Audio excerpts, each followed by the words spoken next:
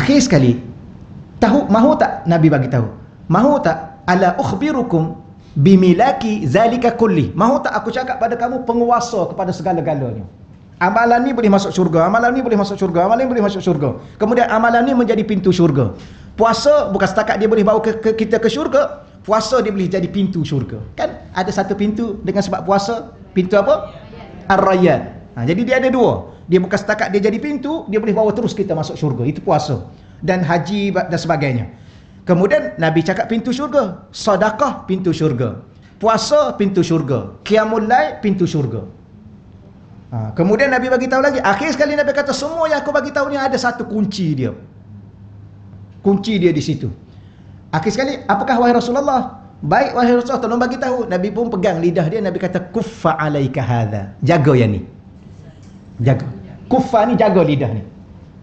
Hal yakubbun nas ala wujuhim, berapa ramai manusia dihumban ke dalam neraka dengan sebab ala hasaidi alsinatihim, tuaian hasil lidah dia sahaja.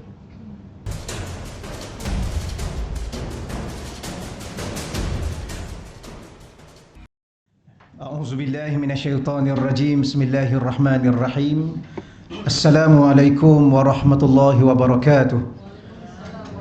Alhamdulillahi rabbil alamin, wal 'aqibatu lil muttaqin, wala 'udwana illa 'alal zalimin. Asyhadu an la ilaha illallah wahdahu la syarika lah, wa asyhadu anna sayyidana Muhammadan abduhu wa rasuluh. Allahumma salli wa sallim wa barik ala sayyidina Muhammad wa ala alihi wa ashabihi wa man tabi'ahum bi ihsanin ila yaumiddin. Allahumma syrah lana sudurana وحسن أخلاقنا وآدابنا ويسر لنا أمورنا في الدنيا والآخرة. اللهم ارزقنا الفهم والعلم والحكمة والعقل برحمتك يا أرحم الراحمين والحمد لله رب العالمين. أما بعد. Yang dimuliakan dan dihormati Puan Hajah Salwa dan seluruh urus setia Raudatul Muslimah ya Masjid Al-Falah, yang saya hormati dan saya muliakan seluruh para ahli ilmu, tuan-tuan dan puan-puan yang dirahmati Allah Subhanahu wa taala sekalian. Alhamdulillah, sekali lagi kita sama-sama bersyukur kepada Allah Subhanahu wa taala. Ya, kerana syukur ini sebenarnya dituntut kepada kita setiap kali kita merasai dan menerima nikmat Allah. Tetapi di saat kita teliti, tak pernah satu saat pun kita terlepas daripada nikmat Allah. Ya, tak pernah satu waktu, satu tempat, satu keadaan, hatta dalam keadaan kita sakit pun kita masih merasai nikmat Allah. Ya, sakit itu kerana Allah ampunkan dosa kita. Maka nikmat juga. Ya, maka tidak ada suatu tempat, suatu keadaan dan semua situasi yang kita lalui dalam kehidupan kita, apatah lagi di saat kita bertemu dengan Allah di akhirat nanti, lagilah nikmat ya yang dikurniakan oleh Allah Subhanahu wa taala. Jadi tuan-tuan dan puan-puan yang dirahmati Allah Subhanahu wa taala sekalian, ya alhamdulillah pada pagi ini saya dapat edarkan ya buku ni. Penterjemahnya ialah Ustaz Tengku Ahmad Saufi daripada Terengganu. Jadi beliau sekarang ni sedang mengusahakan satu tempat, sebagaimana saya pun tak tahu dalam kotak tu ada flyers ni. Ada flyers ni. Cuma buku ni dia kata dalam RM20 lah kesemuanya untuk digunakan ke pusat tahfiz beliau ni. Dia bukan sekadar tahfiz, dia pusat tarbiyah. Sedikitlah begitulah. Ya, nama tarbiyahnya Zawiyah Yusufiyah Litarbiyah wa Ta'lim. Yusufiyah ni merujuk pada guru kami iaitu Syekh Yusuf ya Muhyiddin Al-Bakhrah Hasan hafizahullah taala. Baik, insya-Allah pada pagi yang mulia ini kita teruskan ya, walaupun kita dah baca dua hadis ya. Jadi saya nak mula kembali secara ringkas untuk kita sama-sama mengambil barakah ya dengan buku yang kita sudah miliki daripada awal muka surat 20 itu. Al-Hadisul Awal. Saya baca lagi sekali sepintas lalu insya-Allah. Al-Hadisul Awal, kita dah belajar hadis yang pertama yang merujuk kepada 40 hadis cinta pada kecintaan Allah. Cinta pada perkara-perkara yang dicintai oleh Allah. Dan seterusnya dengan sebab musabab itu Allah mencintai kita. Baik, hadis yang pertama muka surat 20 tu ya. An Abi Hurairah, daripada Sayyidina Abi Hurairah, anna Rasulullah sallallahu alaihi wasallam, bahawa Rasulullah sallallahu alaihi wasallam qala, telah bersabda, innallaha, sesungguhnya Allah, yuhibbu, pada waktu sekarang ini, kalau kita belajar bahasa Arab fi'il mudhari', pada waktu sekarang dan pada masa akan datang nanti, akan mencintai samahal bai', orang yang memberi kemudahan ketika menjual. Dan Allah juga sekarang ini dan pada masa akan datang nanti akan mencintai samhasyira', orang yang memudahkan bila di saat atau tak kala membeli. Samhal qada, dan begitulah juga Allah Ta'ala sekarang dan pada masa akan datang nanti berterusan mencintai orang-orang yang memberi kemudahan dalam memutuskan sesuatu perkara. Ini kita dah belajar insya-Allah ya. Baik, muka surat 22. Kita mengambil barakah lagi sekali daripada hadis Sayyidina Rasulullah sallallahu alaihi wasallam, al-hadisus sani, hadis yang kedua. An Aisyah, daripada Sayyidah Aisyah radhiyallahu anha, zaujin Nabi, beliau adalah isteri Nabi sallallahu alaihi wa alihi wasallam. Anna Rasul, di situ saya dah betulkan ya. Kalau kita ada masukkan alif dengan lam, mungkin di situ ada typo sikit lah. Kalau dah ada alif dengan lam, tidak perlu lagi ada kalimah Allah. Anna Rasul sallallahu alaihi wasallam. Kalau nak ada kalimah Allah, dibuang alif dengan lam.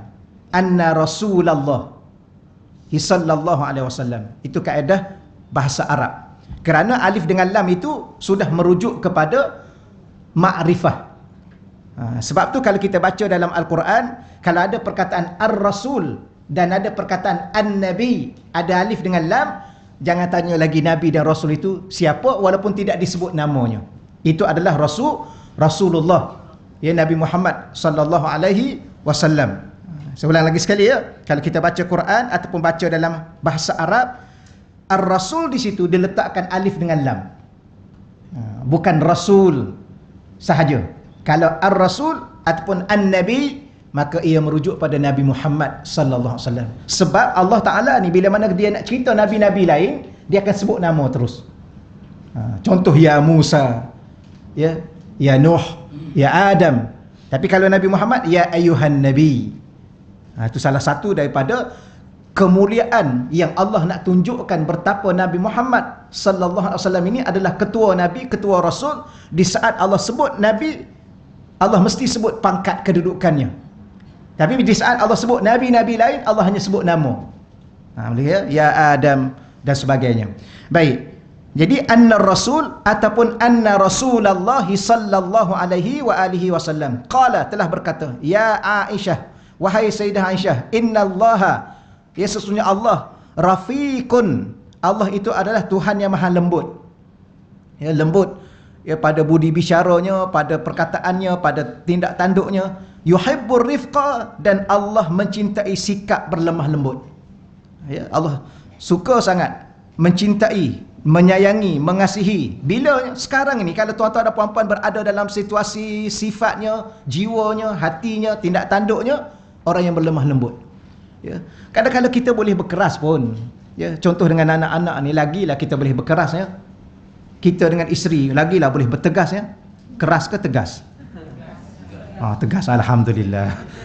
Tapi kita boleh berkeras, you jangan keluar.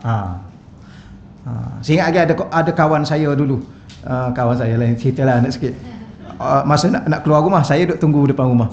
Dia pun keluar. Orang rumah dia kata, abang nak ke mana? Jangan tanya kerja orang lelaki. Lepas tu dia pun pergi. Kita kena tunjuk kuat sikit. Itu bukan kuat. Itu lemah. Tapi lemah. Bukan lemah lembut. Tak adalah ya. Kita jawab ajalah. Orang rumah kita kata nak pergi mana? Kita nak pergi ke pasar, bagi tahu ajalah. Nak pergi ke pejabat, bagi tahulah. Nak pergi jumpa kawan, bagi tahulah. Nak pergi ke mana ni abang? Pukul 3 pagi. Nak pergi minum teh kedai mamak. Pukul 3 pagi. Iyalah, pukul 3 pagi lah. Boleh? Nanti jangan berkerah pula. Okeylah, you pergilah ya. Pergi sampai pukul 4. Bagi tahulah. Lemah lembut. Jangan pergi. Ya, I tak benarkan. Tak payahlah. Ya, berkerah-kerah lembut itu banyak menyelesaikan masalah. Ya, ini contohlah, tak ada apa pun. Tapi nak bagi tahunya, Allah amat mencintai. Wa yu'ti 'ala rifq ma la yu'ti 'ala al-unf. Dan Allah Ta'ala ini, dia Allah memberikan ke atas kelembutan apa yang tidak diberikan ke atas kekerasan. Ya, banyak kebaikan-kebaikan yang Allah akan beri kepada orang-orang yang bersikap berlemah lembut. Lepas tu Rasulullah SAW adalah antara insan yang paling berlemah lembut. Hatta orang buat dia sekalipun, ingat, ditarik ya, sehingga berbekas ya, kesan di leher Nabi. Itu pun Nabi berlemah lembut. Dan wama la yu'ti ala ma siwah, dan Allah tidak akan memberikan ke atas sifat selain daripada itu. Maknanya sifat berlemah lembut ni terlalu banyak kelebihan-kelebihan yang Allah akan kurniakan kepada kita. Ya, paling-paling dia akan menyelamatkan kehidupan dunia dan akhirat kita. Ya, orang tak marah kat kita kerana kita sentiasa berlembut. Tapi Nabi SAW yang berlembut tu pun ramai orang marah juga kan. Kita yang keras ni lagilah orang marah. Macam ustaz-ustaz yang duduk mengajar, sikit-sikit bantai orang kan. Ramai orang marah. Ya kan? Tak adalah biar kalau. Okey, alhamdulillah. Itu kita ambil barakah daripada apa yang telah kita belajar. Al-hadithus tsalits, muka surat 24. Hadis yang ke-3. Salasah 3, tsalits ada huruf alif kat depan tu, yang ketiga. Kalau dua-dua ada alif lam. Al-hadits ats-tsalits, dua-dua ada alif lam. Al-hadis ada alif lam, ats-tsalits ada alif lam, maka mesti terjemah tengah-tengah tu yang, ada yang. Hadis yang ketiga. Okeylah. Sikit-sikit bolehlah belajar bahasa Arab. Kalau bila mana dah masuk syurga nanti mudah lancar nak bercakap Arab. Betul. Kan? Okey, baik ya. Baik, an Sahl bin Sa'ad, ya, daripada Sayyidina Sahl bin Sa'ad radhiyallahu anhu, qala, telah berkata, qala Rasulullah, telah bersabda Rasulullah sallallahu alaihi wasallam, innallaha karimun yuhibbul karam. Kita terus terjemah, inna, sesungguhnya. Inna ni kalau nak catit, buat catitan, ya, kadang-kadang kita ni kalau saya nak hurai, saya yakin kadang-kadang ada benda-benda yang tak perlu hurai pun tuan-tuan dan puan-puan dah faham dah. Banyak dah kita belajar. Cuma mungkin sedikit saya mengambil masa untuk menghuraikan beberapa perkataan yang kalau jumpa perkataan ni dalam ayat-ayat lain, dalam hadis-hadis lain, lagilah bertambah-tambah faham insya-Allah. Jadi inna ni ialah dinamakan, nama dia ada nama dia. Kalau kita belajar tajwid, hukum dia ada hukum dia, wajib al-gunnah. Itu tajwid. Kalau kita belajar bahasa Arab, namanya untuk diterjemah adatut taukid. Adat, alif dal alif ta marbutah, adat at-taukid. Tulislah T-A-U-K-I-D, taukid. Apa makna adatut taukid? Satu perkataan yang menjadi alat. Dia merupakan alat untuk menyatakan sungguh-sungguh. Maknanya apa yang Nabi nak bagi tahu pada kita ni sungguh-sungguh. Siapa yang sungguh-sungguh? Allah. Maka selepas inna, Allah baca baris atas. Ya, selepas inna, Allah baca baris atas. Tak boleh baca baris depan. Kalau baca baris depan, dia berubah maksud. Selepas perkataan Allah, mesti baca baris dhammah. Innallaha karimun. Okeylah, tak apalah, cukup di situ dulu nak bagi tahu bahawa Allah ni sungguh-sungguh. Tapi oleh kerana perkataan itu berada di awal, sungguh-sungguh Allah. Ya, bukan main-main. Siapa Allah? Karimun. Dia adalah sungguh-sungguh maha mulia. Yuhibbul karam. Dan dia Allah sekarang ini, tu saya kata tadi, yuhibbu ni, mana-mana perkataan dalam bahasa Arab dimulai dengan huruf ya. Perkataan tu adalah kata kerja, kata perbuatan. Yang lahir daripada perbuatan Allah. Contoh, Allah mencipta, Allah memberi rezeki, itu perbuatan. Okey ya? Kalau kita belajar satu tajuk tentang Allah, mesti belajar tentang af'alullah, perbuatan-perbuatan Allah. Dan salah satu perbuatan Allah ialah Allah mencintai. Bila waktunya, ya, sebenarnya cinta Allah itu adalah sifat kepada Allah. Bila mana sifat kepada Allah dan Allah melahirkan dalam bentuk perbuatannya, menunjukkan perbuatannya kepada kita, maka kalau kira-kiranya sifat Allah itu dia sejak azali. Jadi kalau kita tanya soalan balik, adakah Allah baru mencintai kita? Tidak sebenarnya. Allah lama dah mencintai kita sejak azali lagi. Dia tahu dah kita ni akan jadi umat kekasihnya. Maka dia mencintai kita sebelum kita mencintai dia. Ni ayat ya. Nanti kalau suami tanya, you cinta tak kepada I cinta kat you sebelum you mencintai I. Tolong you tahu ya. Dan I akan cinta you selama-lamanya. Seandainya you tak lagi cintai kepada I tetap mencintai you. Barulah dia tak kan. Barulah okeylah kalau macam tu, I akan cinta you selama-lama sehingga ke akhir hayat I. Barulah dia cakap macam tu. Ni kita selalu ugut dia. You jangan main-main, I cinta you. Ada tahapnya. Sudah. Ada masanya, ada saat I cinta, ada saat I tak cinta lagi, I benci pada you selama-lama. Yang ni masalahnya. Okeylah, tu nak bagi tahulah ya. Allah Ta'ala ni dia mencintai kita sebelum kita mencintai Allah. Allah mencintai kita sebelum kita wujud di bumi ini. Allah, begitulah Nabi SAW, dia mencintai kita sebelum kita ada atas muka dunia. Kan dia cinta dan rindu umat di akhir zaman ini, yang tak pernah tengok Nabi, tak pernah berbicara dengan Nabi, tak pernah berjumpa dengan Nabi, tapi beriman kepada Nabi. Bahkan bukan setakat beriman, ada umat merindui Nabi.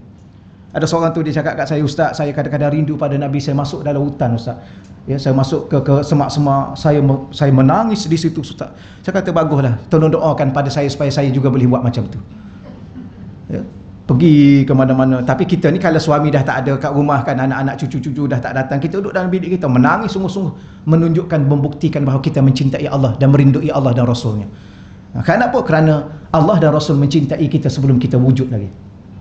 Nabi dah wafat 1400 tahun. Kita baru umur berapa? Baru 60. Kan? Baru 70. Tuan-tuan ingat lama ke? Baru aja kita ni. Ya, baru berapa Haji? Baru 70 Ustaz. Baru aja. Umat dahulu 500, 900, 1000 tahun. Kita baru 60. Allah, harap-harap Allah ampunlah dosa-dosa kita, kerana kita belum matang dalam melalui sebuah kehidupan. Betul ya? Allah, minta maaf, kita teruskan lagi. Maka apa yang saya nak cerita pada tuan-tuan dan puan-puan ialah, kalau ikut di situ Allah menunjukkan perbuatannya, iaitu mencintai siapa? Al-Karam, mencintai sifat karam, iaitu sifat mulia. Karam ni dia ada dua maksud, satu mulia, satu pemurah. Orang yang pemurah ataupun orang yang mulia. Dan biasanya orang ni kalau dia mulia, salah satu sifat mulia yang ada pada dirinya ialah murah. Ada kemurahan. Baik. Kemudian wa ma'aliyal akhlaq. Allah juga mencintai ketinggian akhlak. Ma'ali itu ketinggian. Akhlak yang tinggi. Pun boleh juga kita terjemah akhlak yang mulia kan. Akhlak yang terpuji. Wa yubghidu, dan Allah ni dia membenci safsafaha, iaitu membenci akhlak-akhlak yang buruk. Ya, Allah sangat membenci akhlak yang buruk. Akhlak ni sebagaimana saya pernah sebut pada tuan-tuan dan puan-puan, sebagaimana yang disebut oleh Al-Imam Al-Ghazali rahimahullahu taala. Akhlak ni ialah ibaratun hayati, suatu ibarat untuk menunjukkan keadaan dalaman manusia. Bukan dia bercakap lembut, dia berakhlak. Sebenarnya tak, bercakap lembut tu sebab jiwa dia ada akhlak. Yang bercakap kasar, jiwa dia tak ada akhlak. Yang suka tengking-tengking orang, yang suka menghina orang, sebenarnya bukan mulut dia, sebenarnya hati dia. Jadi di mana akhlaknya? Akhlak itu di hati. Sabar, di mana sabar? Di hati kan? Ke di mulut? Saya sabar ni. Ni, saya sabar lagi ni. Ni. Tak nampak saya sabar? Muka dah merah dah. Mulut duk cakap sabar. Tak payahlah. Tak payahlah, tak kata. Tak payahlah tuan-tuan. Tuan cakap ajalah kalau tuan nak marah. Kan? Ya betul. Ada syekh saya, dia cerita apa? Dia buat tesis PhD sifat sabar. Ya, PhD dia tajuk sabar. Besok nak bentang. Malam tu anak dia tuang air, habis basah, koyak-koyak. Dia ambil anak dia rotan. Dia kata nasib baik ayah sabar. Kalau tidak ayah rotan 2 biji. Dia dah rotan dah sebiji. Itu bukan sabar, bukan. Dia sabar ni dia tahan. Sabar je lah dah. Lagipun kalau kita marah anak tu pun, dia tak jadi itu pula. Pandai-pandai lah cakap apa-apa pun. Allahumma salli ala sallam. Macam cawan yang pecah lah kan. Cucu tersepak cawan. Ke atuk dia yang sepak cawan. Pam, pecah. Ya, nenek dia kata, okeylah, alhamdulillah lah, dah sampai masa dia. Dia pecah. Oh sorry, minta maaf. Tak perlu minta maaf, dah sampai masa dia. Manusia pun mati, apakah? Cawan. Kan? Ni buta ke? Nasib baik saya sabar. Kalau tidak saya tambah lagi pekak. Memang orang macam tu. Kadang-kadang saya sama kita marah dulu, kita kata ya Allah, nasib baik aku sabar.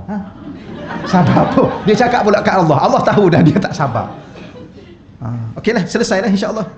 Sifat buruk. Keterangan muka surat 25.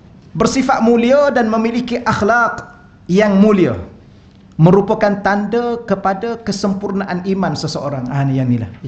Sebab tu Rasulullah SAW adalah insan yang paling berakhlak, dengan akhlak yang mulia. Kerana apa? Kerana Rasulullah memiliki kesempurnaan pada iman. Itu bukti dia. Maknanya kalau seorang tu bercakap kasar, tindak tanduknya keras, dia tidak menghormati orang, suka menghina orang, iman dia tak sempurna. Okey lagi kalau iman tak sempurna, kok iman dah lemah. Okey lagi masih ada, kok iman dah tiada. Kan ada satu hadis Nabi tu, la yasriku sarik hina yasriku wa huwa mu'min. Tidak akan mencuri seorang pencuri. Di saat dia mencuri itu dia beriman. Kalau di saat dia mencuri dia beriman, dia tak akan mencuri. Maknanya di saat dia mencuri itu, oh bimbang-bimbang dia dah tak ada iman. Kalau dia mati masa tu, subhanallah. Tapi mungkin makna dia ketika tu iman dia kurang. Maknanya kalau orang tu orang Islam yang beriman. Orang kafir itu cerita lain lah. Baik, semakin tinggi kita baca di, semakin tinggi keimanannya, ya semakin sempurna, tinggi keimanannya, akan semakin tinggilah akhlak yang dimilikinya. Allah, dia apa kaitan dengan iman? Iman ni ialah kita yakin bahawa ada hari pembalasan. Iman kita yakin bahawa ada hari perhitungan. Iman kita yakin bahawa ada hari yang Allah Subhanahu Wa Taala akan meletakkan kita atau memberi balasan-balasan kepada kita. Maka sebab itulah setiap patah perkataan yang keluar daripada lisan kita, kita akan jaga. Kenapa? Kerana ia akan dinilai oleh Allah dan akan diberi pahala. Sebab tu kita baca hadis Matan Arba'in kan. Nabi kata, banyak hadis Nabi ni panjang, satu muka setengah. Ya, Nabi cerita tentang ada seorang sahabat Nabi datang jumpa Nabi, minta amalan, dengan amalan tu masuk syurga dan dijauh daripada neraka. Maka Nabi bagi tahu antara amalan nak membawa ke syurga, sentiasa lafaz syahadah, anta syahada alla ilaha illallah, sentiasa sebut asyhadu alla ilaha illallah.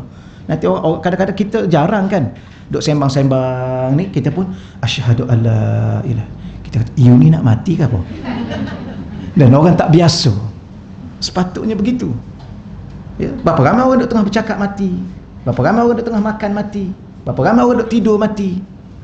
Maka asyhadu alla boleh bawa. Kemudian wa tuqimas salah. Solat tu boleh membawa kita ke syurga. Tak apalah, nanti panjang sangat saya cerita. Ya, akhir sekali Nabi cerita pasal pintu syurga.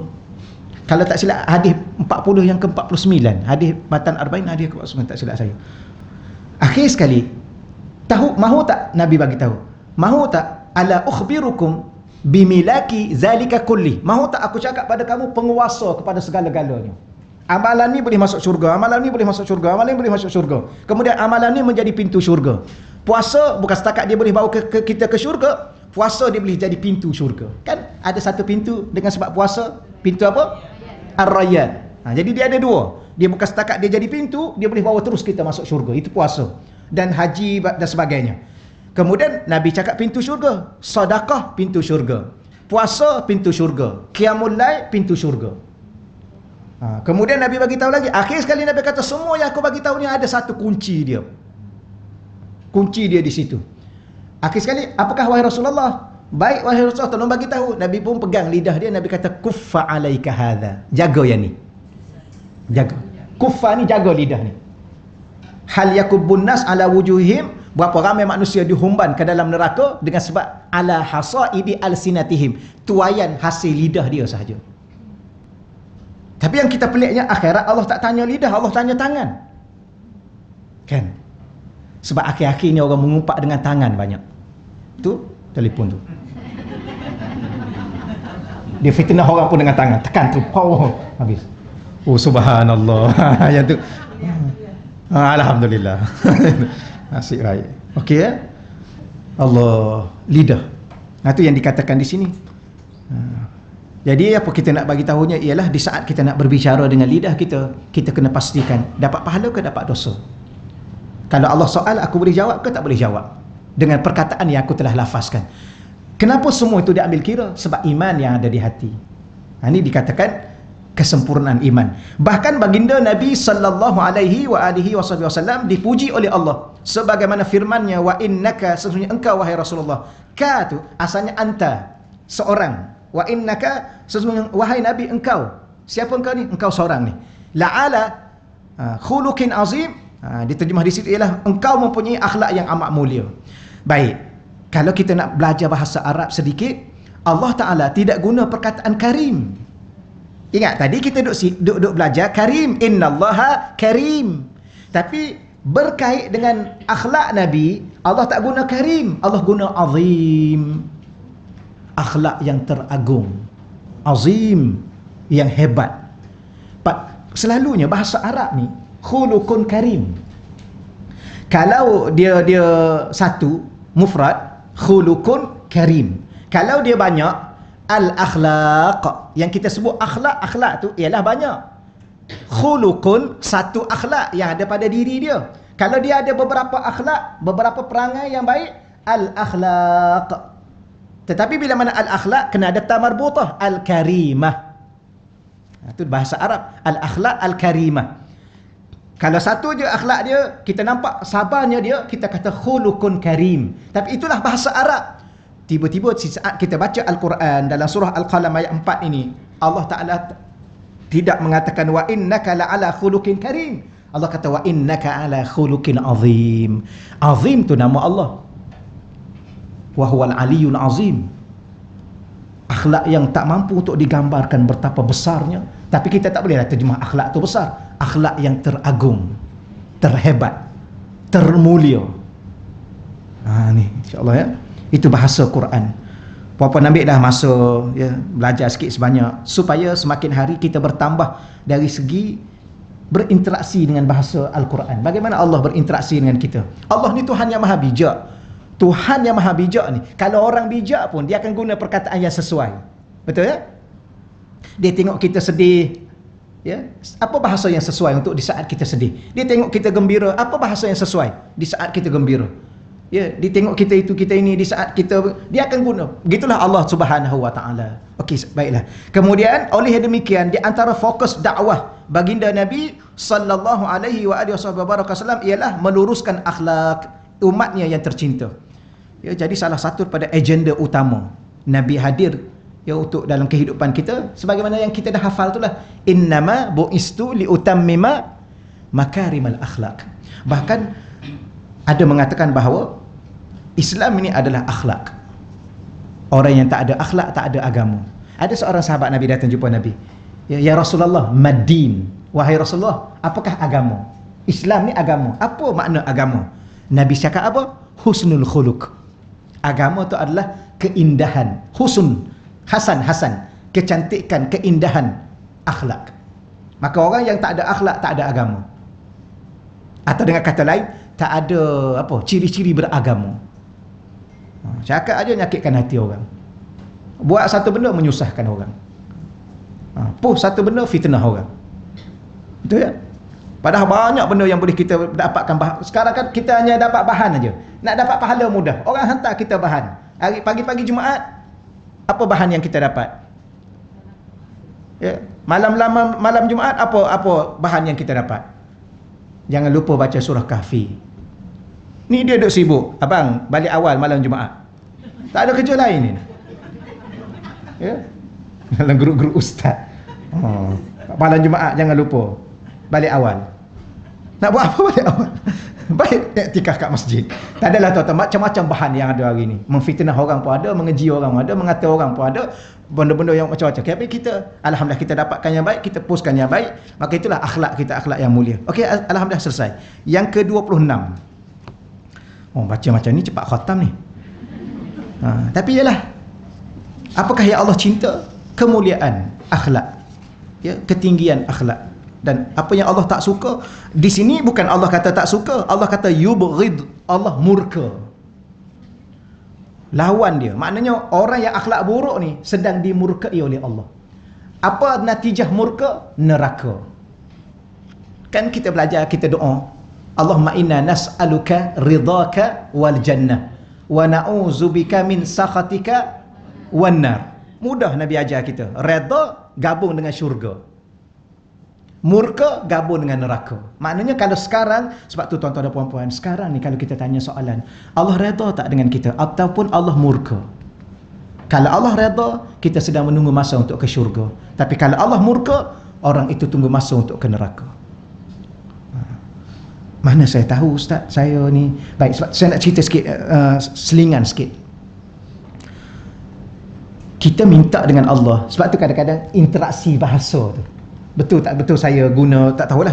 Saya nak maksudkan ialah bagaimana Nabi ajar kita doa dengan menggunakan perkataan Allahumma inna nas'aluka. Perkataan nas'aluka tu kata kerja sekarang dan akan datang. Betul lah Nabi ajar kita. Ya Allah, sekarang ni ya Allah, dan masa akan datang nanti pun ya Allah, aku minta kepadamu redha dan syurga. Baik, Allah Ta'ala jawab kepada kita dalam surah Al-Ma'idah, tak silap saya, surah Al-Ma'idah ayat 3 ke? Wa raditu lakumul islama dina. Allah, kita minta sekarang kepada Allah, dan akan datang pun kita minta kepada Allah supaya Allah redha. Allah jawab di saat kita minta redha, raditu. Apa makna raditu? Aku dah redha. Aku dah redha pun. Engkau baru nak minta, aku dah redha dah. Allah, tengok Allah Ta'ala, subhanallah. Kita duduk tengah minta, duduk doa. Allah dah redha dah pun. Macam mana kita tahu Allah redha? Wa raditu, aku sudah redha lakum, untuk kamu, Islam itu sebagai cara hidup kamu. Maknanya sekarang ni kalau kita hidup dengan cara hidup Islam, berpakaian dengan cara Islam, makan minum dengan cara Islam, bergaul dengan cara Islam, berekonomi dengan cara Islam, apa saja berhibur dengan cara Islam, raditu, aku dah redha. Tapi kalau sekarang pakaian dengan tidak pakaian Islam, makan minum tak kisah, halal haram, dosa pahala, bermuamalah, semua sekali tak kisah. Ya, Islam kata A, Islam kata B ke, dia peduli apa dengan Islam? Islam kata haram dosa, dia peduli apa dengan Islam? Ya. Maka yang ni Allah tak redha lah. Minta lah berapa kali pun, minta lah bulan Ramadan pun. Ya, sebab dia ada satu pertimbangan untuk Allah redha. Pertimbangan terhadap hidup kita. Ya. Hidup dengan apa? Hidup dengan Islam. Cuma masalah sekarang ni, kita tanya balik, berapa peratus kita sedang hidup dengan Islam? Berapa peratus? Tambah-tambah kalau kita tanya sistem kehidupan yang ada ni, oh lagi dah tuan-tuan. Sistem perbankan Islam, sistem mahkamah, sistem pentadbiran, sistem itu, sistem ini, berapa peratus dengan Islam? Saya pernah tanya masjid-masjid, dia kata 50% adalah Ustaz. Okey, 50% Islam, 50% lagi apa? Mesti tak Islam lah kan? Baik, kalau kita nak bawa jumpa Allah, Islam ni 50%. Allah, ya Allah, aku hidup atas muka dunia, aku nak masuk syurga di akhirat. Berapa persen nak masuk syurga? 50%. Masuk syurga. Habis 50% lagi nak masuk dalam neraka. Subhanallah. Macam mana kita nak jawab depan Allah? Allah. Ya, kita hidup dengan sekadar kemampuan yang ada, itulah tuan-tuan. Macam sekarang ni lah. Allah, tak tahu nak cakap apa. Moga-moga Allah maafkan kita. Sebab itulah bulan Ramadan ni banyakkan minta maaf, minta ampun. Maafkanlah kami ya Allah, maafkanlah aku ya Allah, ampunkanlah ibuku ya Allah, ampunkanlah anak isteriku ya Allah, ampunkanlah kawan-kawan aku ya Allah, maafkanlah kami ya Allah. Minta maaf aja tuan-tuan sekalian. Orang kata lagi mudah minta maaf lagi daripada minta izin. Tu tak tahu apa benda. Ya. Minta maaf je lah. Allah. Dan minta maaf ni tuan-tuan, kalau boleh beratus-ratus ribu. Jangan minta maaf sekali, 2 kali. Contoh Allahumma innaka afuwun ni, kalau boleh, saya tuan-tuan dan puan-puan minta doa dengan Allah, ya Allah tolong kau permudahkan lisan aku menyebut Allahumma innaka afuwun karimun tuhibbul afwa fa'fu anna. 100,000 ya Allah aku nak dalam bulan Ramadan ya Allah. Kalau lebih lagi baik ya Allah. Tuan-tuan dan puan-puan, bulan Ramadan ni tak payah baca yang lain. Quran kena baca lah, jangan salah faham pula. Quran baca macam biasa. Selebihnya, Allahumma innaka afuwun karimun tuhibbul afwa fa'fu anna. Allahumma innaka afuwun karimun tuhibbul afwa fa'fu anna. Allahumma innaka afuwun. Bacalah sampai satu saat kita yakin Allah ampun. Tapi Allah akan ampun. Allah tak akan mungkin tak ampun. Namanya At-Tawwab, namanya Al-Ghaffar, namanya Al-Ghafir, namanya Al-Ghafur, namanya Al-Afu. Ya. Berkait dengan pengampunan dosa-dosa ni, berapa nama Allah. Bahkan nama Allah itu dibawa dalam bentuk al-mubalaghah. At-Tawwab, yang sentiasa akan mengampunkan dosa demi dosa, dosa demi dosa. Berapa banyak kita buat dosa, lautan dosa, Allah akan ampunkan. Gitulah Allah Subhanahu wa taala. Okeylah, insya-Allah al-hadisul rabi', hadis yang keempat. An Ali, ya, daripada Sayyidina Ali radhiyallahu anhu. Ya, Allah telah redha kepadanya. Dia ada 2 maksud. Allah sudah redha. Dan sememangnya kita tahu Sayyidina Ali ni salah seorang daripada 10 yang telah dikhabarkan ahli syurga. Ya, 10 orang sahabat. Maka kita boleh terjemah Allah sudah redha dengannya. Kerana radhiya itu fi'il madhi. Memberi makna sudah. Kalau ada orang tanya, boleh tak saya nak cakap ke ayah saya Ustaz?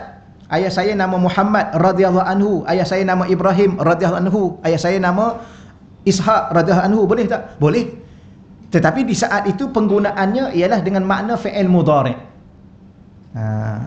Fi'il madhi boleh ditukar kepada makna fi'il mudhari' sekarang dan akan datang iza tadammana doa, apabila dia terkandung makna doa. Jadi kita kena letak semoga. Ya. Allah, saya ingat pada mak saya radhiyallahu anha, semoga Allah redha. Itu maksud dia, boleh. Ya, bukan kata sahabat Nabi saja, tapi sahabat Nabi itu bila mana kita kata radhiya, tu memanglah Allah sudah redha. Tambah-tambah Sayyidina Ali ya radhiyallahu anhu, kerana Allah dah bagi tahu melalui lisan kekasihnya bahawa dia adalah ahli syurga. Allahu Rabbi, ya mati syahid. Qala, telah berkata, qala Rasulullah, telah bersabda Rasulullah sallallahu alaihi wa alihi wasallam, ya ahlal Quran, wahai ahli Al-Quran, utiru, lakukanlah witir. Fa innallaha, sesungguhnya Allah itu witrun, tunggal. Yuhibbul witra, dan Allah mencintai perkara-perkara yang tunggal. Ini dah banyak kali kita dengar hadis ni ya. Allah itu tunggal. Esa satu lagi tunggal. Itu dalam bab berkait dengan tauhid, yang mentauhidkan Allah. Baik, cuma di sini Nabi menyeru ya ahlal Quran, wahai ahli Al-Quran. Apa makna ahli Al-Quran? Kalau dari sudut baca, kata Al-Imam Al-Ghazali, siapa yang baca satu juzuk satu hari, sebulan khatam, maknanya 12 bulan 12 kali dia khatam setahun. Yang ni layak untuk disebut ahli Al-Quran. Ada makna yang kedua, ahli itu ialah orang yang mahir. Ya, mahir selok-belok Al-Quran. Pertama di sudut bacaan, yang kedua dari sudut makna, terjemahan, penafsiran, hukum hakam. Gitulah. Itu dia katakan ahli, pakar. Dan kita kata dia ni ahli dalam bidang ni, pakar dalam berkait dengan Quran. Jadi ada dua lah. Satu maknanya ialah orang yang baca Quran satu juzuk satu hari, maka dia boleh disebut ahlul Quran. Kan ada hadis Nabi kata ahlul Quran ahlullah. Ahli Al-Quran adalah ahli Allah. Susah juga kita nak ambil bahasa yang sesuai dalam bahasa kita. Kalau ahli persatuan, tahulah kan, ahli persatuan, makna kita ada hak dan kita berdaftar dan sebagainya. Tapi ini ahli Al-Quran. Siapa ahli Al-Quran? Dia adalah ahli Allah. Bukan setakat ahli biasa. Wa khassatuh, dia adalah ahli yang paling istimewa. Khassah, khusus. Kita kata ahli yang VIP ke VVIP di sisi Allah. Dia ada ahli ni, dia dekat kan. Ahli persatuan tu dia dekat. Ni ahli yang apa ni? Bukan ahli biasa ni. Yang ni ahli lembaga pengarah ke apa. Biasalah ada orang, subhanallah, tapi tak tahu bagaimana saya nak terjemahnya. Ya, mungkin kita boleh tanya ustaz-ustaz yang lebih mahir dalam perterjemahan. Ahli Allah, dan yang paling ahli, yang paling istimewa, siapa dia? Ahli Al-Quran. Doalah pada Allah. Tuan-tuan dan puan-puan, setakat pengalaman, sedikit pengalaman saya lah. Tuan-tuan dan puan-puan lagi banyak pengalaman, kerana pengalaman itu menyusul mengikut umur dan pengalaman yang dilalui dalam kehidupan. Ya. Tapi setakat yang saya duduk dengan guru-guru, tak ada jalan lain dah. Ya. Belajar boleh belajar sampai mati, belajarlah. Beramal boleh beramal sampai apa? Beramal lah sampai kita rasa penat. Tapi kadang-kadang dengan amal dan belajar dengan ilmu itu, belum tentu kita mampu menjadi apa yang kita nak. Ya. Berapa ramai orang yang belajar Al-Quran, tahfiz lagi, hafiz Quran, tapi kadang-kadang akhir sekali tak berjaya dia. Allah, kita tengok ada seorang pelajar tu, subhanallah, antara pelajar terbaik di sekolah tahfiz. Sekarang ni jadi punk. Yang rambut apa? Punk. Trojan. Sekarang ni berapa ramai yang jadi ejen liberal daripada pelajar-pelajar sekolah pondok. Ni ada pendedahan, baru ni ada seminar di pondok. Dia nak kata baru sangat, tak adalah. Dia diberi pendedahan sekarang ni, ejen-ejen liberal, membawa pemikiran-pemikiran liberal. Siapa dia? Bekas-bekas pelajar agama. Wallahu a'lam. Sebab tu kadang-kadang kita takut. Benda yang paling ditakuti oleh ulama-ulama ialah su'ul khatimah. Sebab tu kadang-kadang di waktu makan pun Nabi berdoa, Allah makhtim lana bi husnil khatimah wa la takhtim lana bi su'il khatimah. Ya, dia tanya, ya kenapa waktu makan pun baca juga Ya, kerana berapa ramai orang yang di saat dia makan itu dia meninggal, atau lepas dia makan tu dia meninggal. Bagaimana dia meninggal selepas makan itu? Tambah-tambah yang kita takut selepas makan rasuah meninggal. La haula wala quwwata illa billah. Okey, setakat tu dahulu. Utiru, maka lakukanlah witir. Witir ni kita solat witir, kita lakukan benda-benda yang ganjil. Kan? Ni hadis yang keempat. Tak boleh berhenti ni, kena berhenti hadis yang kelima. Okey kan? Kalau makan sepinggan okey. Kalau 2 kena tambah 1 lagi jadi 3. Okey. Kuih 2 biji. Tak boleh tambah 1 lagi. Tapi kuih dah tak ada dah habis dah. Makan kuih lain jadi 3 juga. Kerana apa? Niat kerana Allah. Ya, kerana Allah. Tu salah satu maksudnya lah. Salah satu maksud. Ya. Kalau tak ada masalah juga. Tapi Allah mencintai benda-benda yang ganjil. Supaya apa? Sebenarnya ada hikmah di sebaliknya. Supaya kita sentiasa menjaga tauhid kita. Ya. Jangan sampai Allah tu ada 2, Allah tu ada 3, Allah tu ada 5, Allah tu ada 30. Ada orang ada 3,000 Tuhan. Subhanallah. Waliyazubillah. Supaya kita menjaga hubungan kita dengan Allah. Itu sebenarnya. Akhir sekali solat witir akhir dengan 1 kan. Kenapa? Untuk merasai keesaan Allah. Sujud kepada Tuhan yang Maha Esa. Allah. Mana perkataan cinta? Yuhibbul witra. Itu cinta. Jadi hadis yang kita sedang baca ni, tuan-tuan dan puan-puan akan sentiasa bertemu dengan perkataan cinta. Itulah 40 hadis tentang kecintaan. Cinta. Dah faham makna cinta ya? Alhamdulillah. Ya, cinta adalah memberi, bukan meminta. Itu salah satu makna cinta. Jangan pernah meminta atas nama cinta. I love you, you love me. Tak. Itu bukan cinta. Ya. Saya sudah mencintai you. You cinta pada I, you tak cinta pada I, itu hak you. I sudah mencintai you. Itu cinta. Cinta memberi, cinta tidak akan meminta. Okay. I tak pernah dengar you cakap you love me. I tak pernah dengar. Ikut I lah, I nak cakap pun. Ya, suami dia pula pandai. I tak perlu ucap cinta you, cinta I pada you. Cinta I pada you tersimpan di dalam hati I. Cukuplah I mengetahui cinta I kepada you. Wah, cantik juga. Itu cinta. Setakat itulah dulu ya bicara cinta. Alhamdulillah. Allahumma salli ala sayyidina Muhammad. Cinta adalah mentaati. Cinta adalah contoh kita mencintai Allah, maka taatlah Allah. Kita mencintai suami, taatlah suami. Isteri ni dia tak boleh minta taat, mentaati isteri tak ada. Ya, menyayangi, mencintai isteri ada. Gitu ya. Dan cinta tidak menuntut tadi. Jangan pula puan-puan, bila saat puan-puan kata saya cinta pada awak suami, maka saya menuntut kesetiaan. Jangan, cinta bukan menuntut.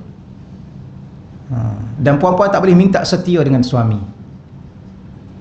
Ya, puan-puan kena minta tanggungjawab dan amanah dengan suami. I harap you amanah, ya, jaga diri I supaya I masuk syurga dengan you. You kena setia pada I. Setia. Tak, setia hanya pada Allah. Okey ya? Dah mula faham dah tu. Alhamdulillah. Itulah cinta. Dan cinta sentiasa mentaati, tak akan mungkin cinta mengingkari. Kalau cinta itu sentiasa ingkar, itu bukan cinta. Ya. Allah. Semoga Allah bagi kita faham apa makna cinta. Dengan cinta yang sebenar. Ya, cinta daripada Allah ataupun cinta kepada Allah. Setelah itulah kita mencintai suami, mencintai isteri, mencintai anak-anak, mencintai ibu bapa dengan cinta Allah. Maka itulah cinta yang benar. Kalau cinta yang lahir daripada diri kita, itu bukan cinta yang benar. Itu bukan kasih dan sayang yang benar. Berapa ramai manusia yang bercinta akhirnya membenci. Sebab tu apa makna cinta? Cinta tidak akan mungkin ada benci selama-lamanya. Kalau cinta selepas cinta itu ada benci, itu bukan cinta. Apa dulu? Entahlah, tanya dia balik. Ya, kita pun tak tahu. Bukan you dulu you kata, you cakap you cinta kat air. Kenapa you dah benci air pula? Cinta tak akan pernah berubah. Cinta adalah cinta. Cinta akan sentiasa ada. Walaupun orang yang dicintai sudah tiada. Okey ya? Okey, cukup dulu insya-Allah. Nanti kita tenggelam dalam lautan cinta. Bimbang-bimbang kita kelemasan. Ya, tercungak-cungak dalam kerinduan. Okey, baik insya-Allah. Okey, setakat tu dahulu. Allah, kita baca muka surat 27 tu. Muka surat 27. Nanti tak sempat nombor ganjil pula ni. Hadis ini memberi galakan kepada setiap orang yang beriman secara umumnya. Memberi galakan kepada orang beriman secara umum dan kepada penghafaz Al-Quran khususnya. Orang yang ingin hafal Quran begitu sekali bersemangat. Hafal tuan-tuan sekalian, jangan berhenti. Ingat tak ingat itu serah pada Allah. Sebab apa? Nak layak jadi ahli Quran. Saya ustaz hafal ayat 1 ingat. Kemudian hafal ayat 2, ayat 1 tak ingat. Hafal. Ya Allah, aku pernah hafal ayat 1 ya Allah. Cuma aku lupa kerana aku memangnya pelupa ya Allah. Aku manusia ya Allah. Maafkan aku ya Allah. Tapi aku pernah hafal ya Allah. Ya Allah, tolong letakkan senarai namaku dalam ahli Al-Quran. Bukan sebenarnya aku nak sangat jadi ahli Quran, tapi aku nak jadi ahlillah. Aku nak denganmu ya Allah. Cakap tuan-tuan apa sahaja kita pada Allah, cakap saja. Kita kan kalau kita sedang bercinta kan seronok bercakap kan. Ya. Kadang-kadang tanya berapa kali, you dah makan? Tadi dah tanya tadi dah makan. Berapa kali nak tanya you dah makan? Kenapa tak tanya you dah mandi? Tapi dengan orang yang kita cintai ni, subhanallah. Ingat dulu telefon bergayut kan. Allahu Rabbi, mak bagi duit 50 sen, 20 sen pergi sekolah, simpan. Tak beli. Kenapa? Kerana duit tu bernilai untuk menghubungi orang yang dicintai. Bukan nilai 20 sen tapi nilai cinta itu. Korang pergilah cari telefon kat tepi jalan kan. Ingat lagi tak? Tuan Haji pernah ke? Pernah? Office, alhamdulillah. Nasib baik ada telefon office.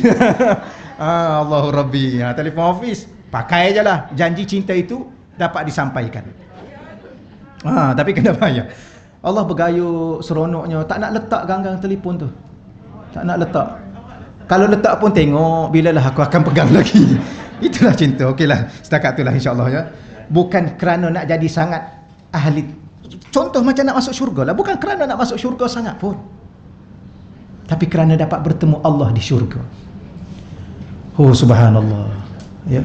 Sebenarnya bila mana kita bercinta, kita tak penting tempat. Yang penting dengan siapa kita bersama. Dengan orang yang dicintai. Betul ya? Gitulah. Maka hadisnya memberi galakan yang semangat kepada saya dengan tuan-tuan untuk terus hafal Quran. Ingat tak ingat serah pada Allah. Ya. Hafal satu ayat satu hari, 30 hari, 30 ayat. Setahun 365 hari, 5 ayat. Okeylah. Ya. 365 ayat dah berapa dah? Dah berapa juzuk dah kan? Tak ingat, biarkanlah. Memang kita ni manusia yang pelupa. Diri kita pun kita lupa, ayat Quran lagi lah. Betul ya? Baik, okey. Kemudian Allahumma salli ala sayyidina wa maulana Muhammad. Agar melakukan witir yang merupakan suatu ibadah yang tidak pernah baginda Nabi sallallahu alaihi wasallam tinggalkan. Sebab tu witir bukan bulan Ramadan saja tuan-tuan dan puan-puan ya. Witir sepanjang kehidupan kita, sepanjang hari, sepanjang malam. Allah jangan pernah tinggalkan. Moga-moga Allah bagi rezeki pada kita. Kadang-kadang kita tinggal. Ramadan ni semangatlah sikit ya. Sebab Bilal kata apa? Tiru. Bangun witir. Tu pun ada orang balik kat rumah tak solat witir, dia kata dia nak solat kat rumah. Okeylah, tak ada masalah, janji solat. Ia memiliki nilai yang istimewa di sisi syarak, sehingga terdapat banyak hadis yang diriwayatkan menyentuh tentang wasiat Nabi sallallahu alaihi wasallam kepada ramai sahabat untuk tidak meninggalkan witir. Ada 2 solat yang Nabi kata jangan tinggal, witir dengan duha. Kan? Jangan pernah tinggal. Witir dengan duha. Kenapa kita sakit pinggang, sakit lutut, sakit sendi itu? Sebab dulu kita tinggal witir, kita tinggal duha. Itu salah satu punca. Kerana setiap diri kita ni ada 360 sendi. Setiap sendi itu ada malaikat yang jaga dan kena bayar. dengan 2 rakaat duha. Tapi dah saya samalah, saya pun ni dah mula sakit lah ni, tanda tak buat duha lah ni. Betul. Ya, ada seorang ulama yang pengarang kitab Fathul Qarib, tak silap saya, matan Allahumma salli ala sayyidina Muhammad, atau matan fiqh tu. Dia ni umur berapa dah? Dekat 100 lebih dah, ataupun 100 lebih kurang, Allah lupa dah. Dia jadi siap di masjid. Maka anak murid dia tanya, "Tuan guru, Syekh, aku nampak kamu subhanallah cergas begitu begini cergas. Apa rahsia dia?" Umur 100 lebih jadi siap. Dia simpan itu, simpan ini, kemas itu, kemas ini. Alhamdulillah, nampak macam orang muda. Apa rahsia dia? Rahsia pertama ialah solat duha. Rahsia kedua, jangan buat maksiat, kerana setiap maksiat akan merosakkan sendi-sendi tubuh badan kita. Setiap dosa akan menyakitkan tubuh badan kita. Kenapa Allah sakitkan? Ialah sebabnya dosa. Tapi Allah sakitkan kita sebab Allah nak gugurkan dosa kita. Maka terima je lah kalau dah sakit, sebab dulu banyak sangat buat dosa. Terima je lah sakit, sebab dulu banyak sangat tinggal duha. Gitulah salah satu hikmah di sebaliknya. Okeylah, masa dah habis ya. Tak apalah, kita berhenti sini dululah insya-Allah. Allah, insya-Allah akan datang nanti saya akan berbicara lagi berkait dengan cinta-cinta ni. Moga-moga Allah bagi kita faham. Baik, setakat tu dahulu. Di sini ada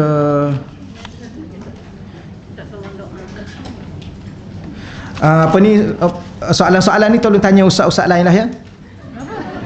Saya nak doa. Saya tak boleh jawab.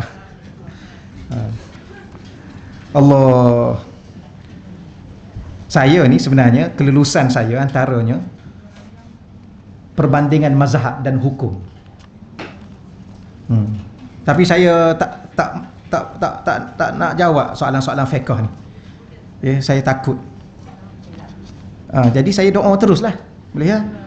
Sakit di hospital. Tolong boleh minta maaf ya, tolong tanya ustaz-ustaz yang mahir. Ustaz yang mahir-mahir dalam bidang fiqh ni. Allahumma salli ala sayyidina Muhammad. Doa untuk Kamaluddin bin Abu Bakar. Betul ya? Muhammad Ihsan sama sekali. Baik, insya-Allah kita doa untuk 2 orang jemaah kita, Muhammad Ihsan dan Kamaluddin di hospital. Mohon doa. Al-Fatihah. Auzubillahi minasyaitonirrajim. Bismillahirrahmanirrahim. Alhamdulillahirabbil alamin arrahmanir rahim maliki yaumiddin. Iyyaka na'budu wa iyyaka nasta'in. Ihdinas siratal mustaqim siratal ladzina an'amta 'alaihim ghairil maghdubi 'alaihim waladdallin. Amin. Allahumma salli ala sayyidina Muhammadin tibbil qulub wa dawaiha wa afiyatil abdan wa shifaiha wa nuril absar wa dhiyaiha wa ala alihi wa sahbihi wa barik wa sallim. Allahumma salli salatan kamilah wa sallim salaman tamman ala sayyidina Muhammadin alladhi tanhallu bihi al-uqad wa tanfariju bihi al-kurab wa tuqda bihi al-hawaij wa tunalu bihi al-raghaib wa husnul khawatim wa istasqa al-ghama bi wajhil karim wa ala alihi wa sahbihi fi kulli lamhatin wa nafasin bi adadi kulli ma'lumin lak. Allahumma anzil alaihima ya Allah dawa'an min dawaik wa shifaan min shifaik wa rahmatan min rahmatik wa barakatan min barakatik ala hadhihi al-awja' wal amrad wal asqam fatabra bi rahmatika ya arhamar rahimin. Ya Allah, ya Tuhan kami berdoa khusus kepada Muhammad Ihsan ya Allah, dan juga kepada Kamaluddin ya Allah. Di hari yang penuh dengan barakah ini ya Allah, dengan penuh pengabulan doa ni ya Allah, Engkau turunkan kepada keduanya ya Allah ubatan daripada ubatanmu ya Allah, penawar daripada penawarmu ya Allah, kesembuhan daripada kesembuhanmu ya Allah, kesihatan daripada kesehatanmu ya Allah, keselamatan daripada keselamatanmu ya Allah, keberkatan daripada keberkatanmu ya Allah, sehingga menyembuhkan penyakit kepada kedua-dua hamba-Mu ini ya Allah. Sembuhkanlah mereka ya Allah, sembuhkanlah mereka ya Allah, sehatkanlah mereka ya Allah, berilah kekuatan kepada tubuh badan mereka ya Allah, berilah kesabaran kepada hati mereka ya Allah, dan berilah kesabaran kepada ahli keluarga mereka ya Allah. Ya Allah, ringankan beban mereka ya Allah, sehatkanlah mereka ya Allah. Allahumma shfi mardahum wa sahih ajsadahum birahmatika ya arhamar rahimin ya arhamar rahimin ya arhamar rahimin. Allahumma innahum sa'aluna ma laysa indana wa huwa indaka katsirun ya wahhab fahab lahuma shifaan ya wahhab fahab lahuma dawaan ya wahhab fahab lahuma rahmatan wa salamatan wa afiyatan birahmatika ya arhamar rahimin. Rabbana atina fid dunya hasanah wa fil akhirati hasanatan wa qina adzaban nar. Wa sallallahu ala sayyidina maulana Muhammad walhamdulillahi rabbil alamin. Taqabbalallahu minna wa minkum ya karim. Allah.